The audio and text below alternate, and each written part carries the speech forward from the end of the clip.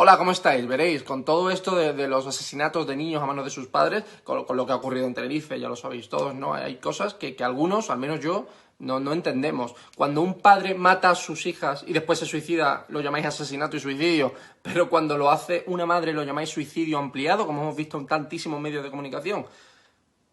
Cuando se asesinan a mujeres con gobiernos de derechas es culpa siempre del gobierno por no dedicar suficientes recursos. Pero cuando se asesinan mujeres con vuestros gobiernos, gobiernos de izquierda, es culpa de la oposición por negar la ideológica violencia de género. Y así con 1000 ejemplos. Y digo ideológica porque el motivo más habitual en un filicidio, y lo sabe cualquier criminólogo, que de cualquier tipo de filicidio, es la venganza sobre la pareja, no el machismo. No tiene nada que ver con el género. Por eso la inmensa mayoría de niños, hasta el 70%, son cometidos por sus madres, datos del INE.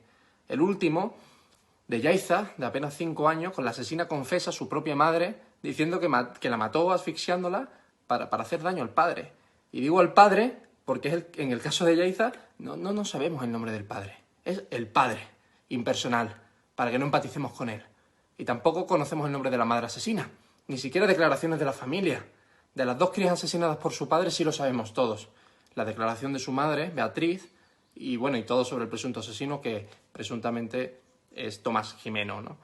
Y esto ocurre porque los medios quieren que empatices únicamente con quienes ellos deciden que tú debes empatizar.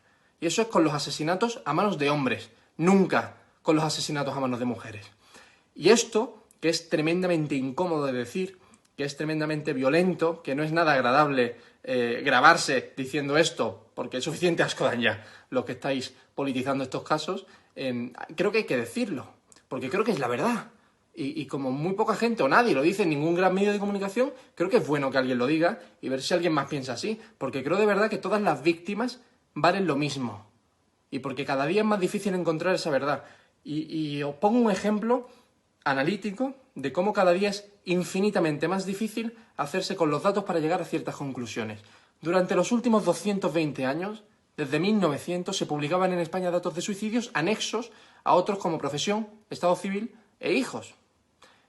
Más de 200 años. Pues bien, el Instituto Nacional de Estadística de España los publicó hasta 2003.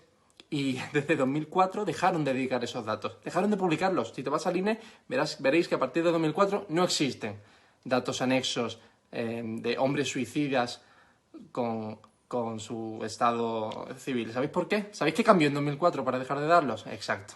Los resultados de la aprobación de cierta ley orgánica. ¿Podemos decir que ha explotado el número de suicidios en hombres divorciados por el abuso de la ley de violencia de género? No, no podemos decirlo, porque el gobierno oculta esos datos. ¿Podemos, por ejemplo, hablar de cómo la mayoría de filicidios en España son evitables, pero ocurren porque la judicatura y los servicios sociales están literalmente colapsados por las denuncias falsas de la actual ley de violencia de género? Pues no podemos decirlo, porque el gobierno también oculta todos esos datos.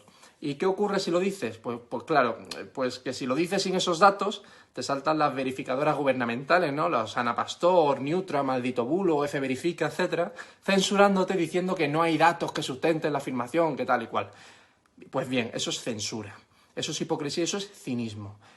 Y esta creo que es la verdad, y creo que lo sabe todo el mundo, aunque no salga en televisión, aunque no lo saquen en prensa, aunque lo censuren en todas las redes sociales. Pero la verdad es así de simple y es la que es, aunque todo el status quo de este país se gaste cientos de millones de nuestro propio dinero en ocultarla. Pero veréis, irónicamente, con la verdad ocurre como con la madera en el agua, que para hundirla se requiere muchísimo esfuerzo, pero para para que resurja con fuerza basta que le quites la presión de encima, ¿no? Por eso es tan fácil decir la verdad y se requieren tantos esfuerzos para eliminarla. Mi más sentido pésame a los seres queridos de todas las víctimas manos de monstruos que en mi opinión no deberían volver a estar jamás en libertad. Pero las víctimas no valen más o menos según las mate papá o mamá. Todas las víctimas valen lo mismo. Y que decir esto a viva voz sea una polémica significa que como país estamos ya en la más absoluta pudredumbre moral. Un abrazo.